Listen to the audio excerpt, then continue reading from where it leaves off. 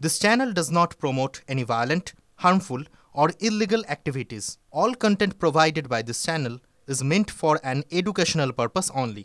রাজনৈতিক প্রতিক্রিয়া তো আপনাদের শোনালাম। বাংলা সহ 9 রাজ্য এবং 3 কেন্দ্রশাসিত অঞ্চলে এসআইআর এর সময়সীমা আরও 7 দিন বাড়াতে এবার যারা এনুমারেশন ফর্ম বাড়ি বাড়ি গিয়ে বিলি এবং সংগ্রহ করছিলেন সেই বিএলওদের কি প্রতিক্রিয়া জানবো। আমাদের প্রতিনিধি সুমন মহাপাত্র এই মুহূর্তে রয়েছেন আমাদের সঙ্গে। সুমন, এই গোটা এসআইআর প্রক্রিয়া নিয়ে বিএলওদের তরফে বিস্তর অভিযোগ ছিল। এই 7 দিন যে বাড়তি সময় পাওয়া গেল, তারপর বিএলওরা কি বলছেন?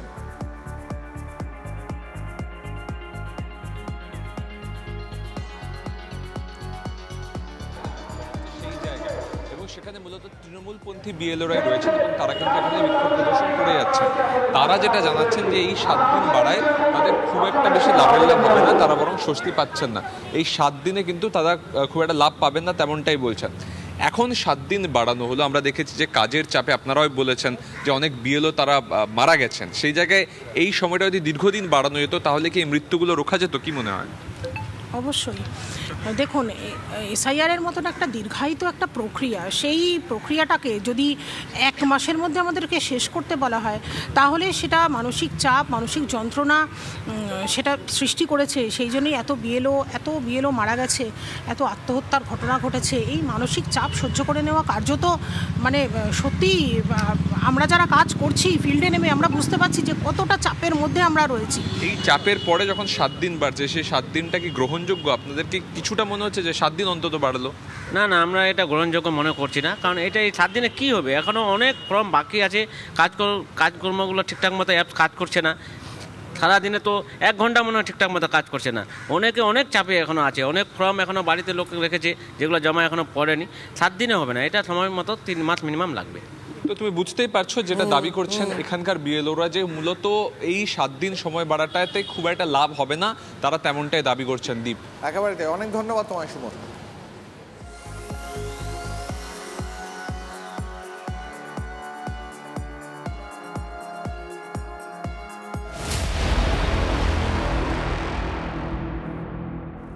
এদিকে যেদিকে আমরা নজর রেখেছিলাম এসআইআর এর কাজ দেখতে রাজ্য কমিশনের স্পেশাল 30 অভিষেকের ডায়মন্ড হারবার কেন্দ্রের ফলতায় বিশেষ পর্যবেক্ষক সুব্রত। সুপ্রিয় আমাদের প্রতিনিধি আমাদের সঙ্গে রয়েছে, সুপ্রিয়র সঙ্গে কথা বলবো। সুপ্রিয়, এই যে স্পেশাল 13 রাজ্যে এসে পৌঁছেছে সুব্রত গুপ্ত, তিনি বিশেষ পর্যবেক্ষণের কাজ করবেন, তার পাশাপাশি তার আন্ডারে যারা রয়েছেন তারা কিভাবে এই পর্যবেক্ষণ চালিয়ে নিয়ে যাবেন, এগিয়ে নিয়ে যাবেন, যদি একটু স্টেপ বাই স্টেপ বলো।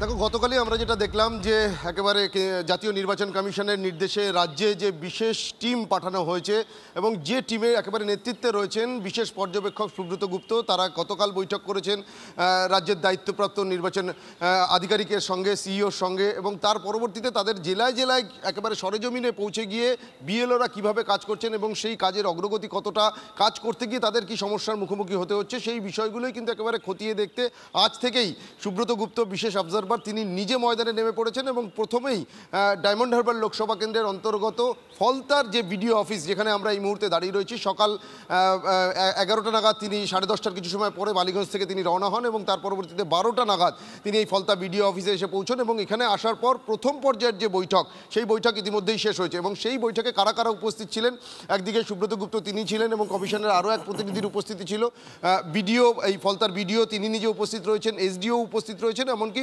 বিএলওদের আজকে ডেকে পাঠানো হয়েছিল এই বৈঠকে।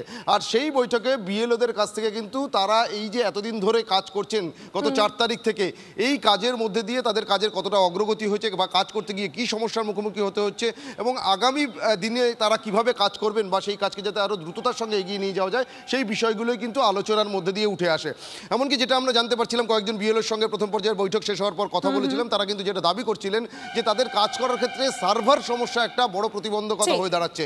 অর্থাৎ হার্ড কপি থেকে যখন তারা তাদের যে অ্যাপ রয়েছে যেখানে সেখানে একটা সমস্যার কথা জানতে পারা যাচ্ছে, অর্থাৎ এই যে সমস্যাগুলো রয়েছে সেগুলো যাতে আর না থাকে, এই সমস্ত কিছুই খতিয়ে দেখার জন্যই রাজ্যের স্পেশাল 30। ধন্যবাদ।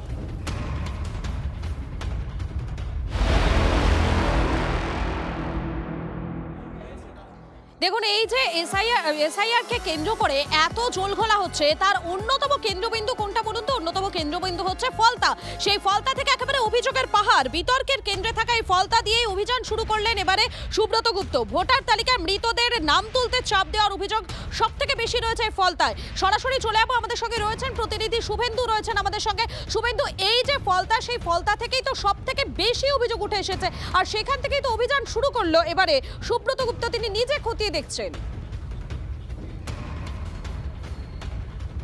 একেবারেই এসআইআর প্রক্রিয়া শুরু হওয়ার পর থেকেই কিন্তু ফলতা বিধানসভা জুড়ে অভিযোগ তুলেছিল বিজেপি যে এই বিধানসভায় মৃতদের ভোটার তালিকায় নাম তোলার জন্য চাপ দেওয়া হচ্ছিল বিএলওদেরকে কে চাপ দিচ্ছিল? যে ফলতার যুব সভাপতি জাহাঙ্গীর খান, যিনি দক্ষিণ চব্বিশ পরগনা জেলা পরিষদের পূর্তের কর্মাধ্যক্ষ, এমনটাই অভিযোগ উঠেছিল। যদিও জাহাঙ্গীর খান সেই অভিযোগ অস্বীকার করেছেন, অনেক সময় কথাও বলতে চাননি।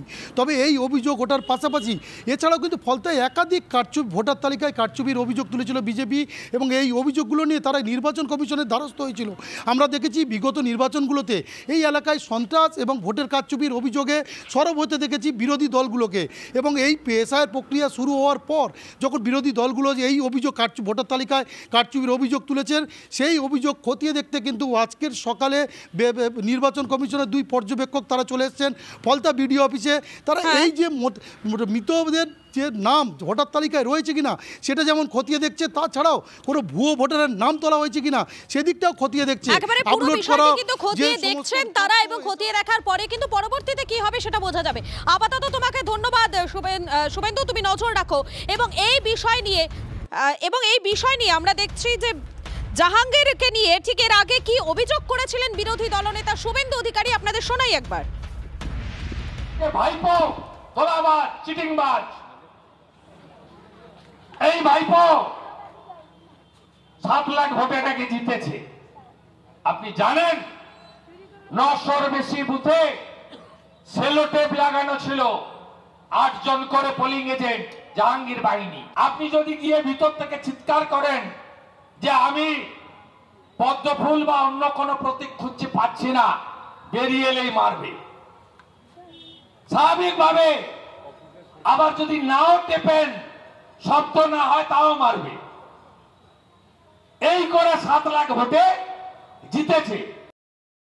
যেরকম ভাবে শুভেন্দু বলেছিল 1 কোটি রোহিঙ্গা, তারপর শান্তনু ঠাকুর বলেছিল 1,20,00,000 রোহিঙ্গা, তারপর জগন্নাথ চট্টোপাধ্যায় বলে দিল 3.5 কোটি রোহিঙ্গা। তো এই ফিগারগুলো ওনারা পাচ্ছেন কোত্থেকে? আপনার তো 2টো হাত, অভিজিৎ দাস, ববি, শুভেন্দু অধিকারী, এদের 3টে করে হাত আছে। তৃতীয় হাতটার নাম হচ্ছে অজুহাত, যে অজুহাতটা এখন আপনি বললেন। আপনাদের শোনালাম ঠিক কি বলেছিলেন তিনি সেই মুহূর্তে দাঁড়িয়ে, এবং সেই বক্তব্য আপনাদেরকে শোনালাম যেখানে বিরোধী দলনেতা তিনি যে অভিযোগ করেছিলেন সেই অভিযোগ আপনাদেরকে শোনালাম, যে জাহাঙ্গীরকে নিয়ে যে অভিযোগ উঠে এসেছিল, এবং বিরোধী দলনেতা তিনি বারবার করে এই ফলতা, সেই ফলতা নিয়ে একাধিক বিতর্কের কেন্দ্রবিন্দু রয়েছে, একাধিক বিষয় এই ফলতাতে অভিযোগ উঠে আসছে। এবং সেই ফলতাতে যখন সুব্রত গুপ্ত তিনি পৌঁছে গিয়েছিলেন, তখন বিএলওদের সঙ্গে বৈঠক করেছিলেন তিনি, এবং বৈঠকের শেষে বিএলওরা যারা রয়েছেন তারা কি বলছেন, তাদের কি প্রতিক্রিয়া শোনাই একবার। কাজ করতে গিয়ে একটু প্রেশার হচ্ছে, কেননা খুব অল্প সময়ের মধ্যে আমাদেরকে গ্রামে গ্রামে গিয়ে ফর্ম দিতে হচ্ছে, তারপর সেই ফর্মগুলো কালেকশান করতে হচ্ছে। এবার অনেক বাড়িতে লোকজন থাকছে না, তাদেরকে 3-4 বার করে যেতে হচ্ছে। এবার অনেকে ফর্ম ফিল আপ করতে পারছে না, বুঝতে পারছে না, তারা ফোন করে এসে বলছে যে একটু দেখে যাও কীভাবে ফর্ম ফিল আপ করলে কী হবে, সেগুলো আমরা করছি। মৃত ভোটার নিয়ে অনেক কিছু প্রশ্ন করলেন, অসুবিধা নেই, বললেন যেগুলো পেয়েছেন ওনারা সার্টিফিকেট সেগুলো করে দিয়েছে সব, সেগুলো চেক করতে বললেন। আবার পুনরায় অনেকটা দিন সময় পেলেন, সেগুলো আবার পুনরায় ভালো করে ভেরিফিকেশন করে ফাইনাল সাবমিট করতে।